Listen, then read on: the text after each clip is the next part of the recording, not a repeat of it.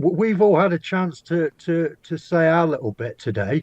Yeah. What are your highs and lows from doing Dial the Gate? Oh, Ooh. Jessica Steen, having her on and having her get to explain her story about why she felt she wasn't returned to the show, that was pretty extraordinary. That was I look at that episode, and that's really why I made the show, was to get some of those stories out where, every 15 minutes someone's coming on to Facebook's Stargate fan club and asking that question, and I wanted to have a definitive answer for people. And I think that there are examples like that, really. Also examples why I've met wonderful people like Martin McLean, who make such wonderful gifts that are going to be, that the whole fandom gets to, witness and experience. You can't ask for these things. The generosity from people who have, I mean, and right there, who have such talent, is unfathomable. I think that those are the real highs for me. The lows, it's not specifically about Dial the Gate. It's just an experience that I had, with people who were involved with the show that I really didn't. I've been debating whether or not to share this story for a long time. Joel Goldsmith and I had an interesting relationship. We were pretty tight there for, around the time that Stargate Continuum was out. And when he died, it really hit me hard because for the last few years before, I wasn't really talking with him. And it's a regret of mine that I didn't go back to to him to talk about his music on Stargate Universe, because his music on Stargate Universe, in my opinion, was the best from all of his whole body of work that he did with Stargate. We did 2 interviews with him while I was on Gate World, and I was really young at the time.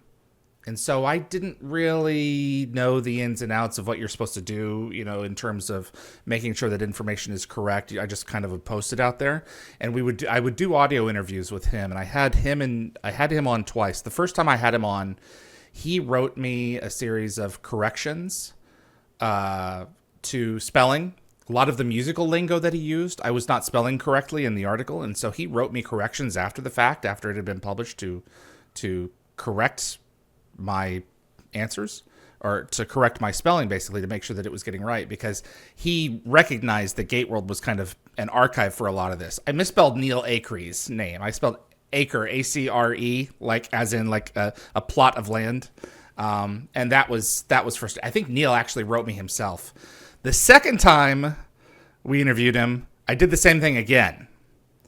And Joel called me. And he wasn't nasty, but it was really clear that I was not doing as good a job as far as he was concerned as I could be. And he wasn't wrong. He was not wrong. And I took it personally. And I never said anything to him about it, but I didn't communicate with him again until the day he died. So never spoke with him again. And I blew an opportunity to get over my ego and communicate with him and tell him how much I loved the past couple of years of the music that he did. And I regret that every day. No, not every day, but a lot. I frequently to this day, I regret that I didn't, say, what, you're absolutely right. Even though I'm a 20-year-old kid doing this, I could probably do a little bit better with, making sure that, at least to come to you before I publish these things, to make sure that I've got all the lingo correct so that people can reference what we're talking about. And it's just, he didn't directly express his frustration to me that second time that we did an interview where he went out of his way to call me to correct some things, but under the surface, it was very much like, okay, I really shouldn't have to be doing this. And I took it personally and gave him the cold shoulder for the rest of the time that he was working on Stargate, and through, to the point where Stargate Universe was over, and I lost an opportunity to tell him, how I felt, and to apologize for being sloppy, and to have him on and discuss what I felt was his best music. And since I've been doing Dial the Gate, I've really been going out of my way to make sure that we get as many folks on as possible to tell their stories, because we don't know how long we'll have them around. I mean, Cliff Simon, we lost him, before he could even come on. But I had already interviewed Cliff, and there's some stuff with Cliff that you guys haven't even seen yet. He recorded a whole commentary on Stargate Continuum that I'm looking forward to publishing. I'm just looking for the right place and time. Willie Garson, we had him on the show. He's passed now. There are people, not everyone's going to hang around forever. And so I say all this to say that if there is someone out there that you're not on solid footing with in terms of a relationship or something that's being left unsaid, don't wait, because you never know how long you're going to have. You're never promised tomorrow. So those are my highs and lows.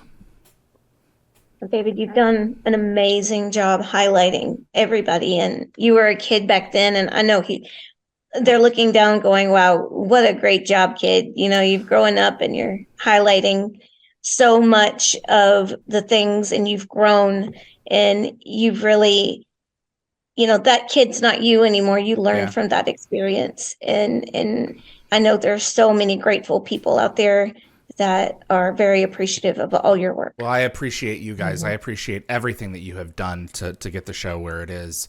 That we continue to celebrate this excellent franchise. We have a lot of people still to cover.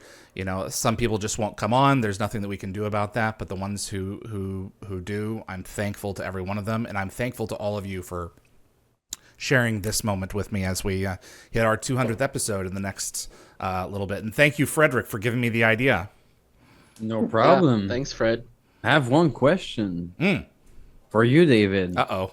Can we get a teaser for what's coming for season 3? season Perhaps 4? some content. Season 4, or maybe I've lost track of too many episodes. Content? But can we get a teaser, or maybe something we made back at GateCon? We made a lot of content there, and a lot of it hasn't been seen yet. Yes, so we did a whole location series while we were at GateCon, the day after GateCon. Linda, you were there, and Frederick, you were there, and there's no place like home. But we went around for a couple of days and filmed at the various locations. And I'm still trying to figure out the various shooting locations. I'm still trying to figure out how to work that into Dial the Gate. I may release them between seasons 3 and 4. I don't know when season 4 is going to start, because I'm going to be hopefully filming a feature here in the next few months. So I'm taking season 3 a little bit further into the summer to get some episodes in that I would have normally probably plotted for season 4. So I'm talking with people that I was going to put off, but I don't know when we're going to be back. So we're going to go probably till around episode 207, 208, and then I'll probably break. But I'm still planning July guests, and that was not the intent. But we'll see. And then the Stargate location series with Nicole and Evie and Linda, and then Frederick and Adam, you guys tagged along as well and did camera for us too. So it was quite a couple of days. We were exhausted. Oh, it was so much fun though. Yeah. I can't But wait. I did. I slept for 3 days straight afterwards. No, absolutely. Those of us who were lucky to avoid COVID and everything else. So Yeah, because me and my girlfriend got it, so. oh man.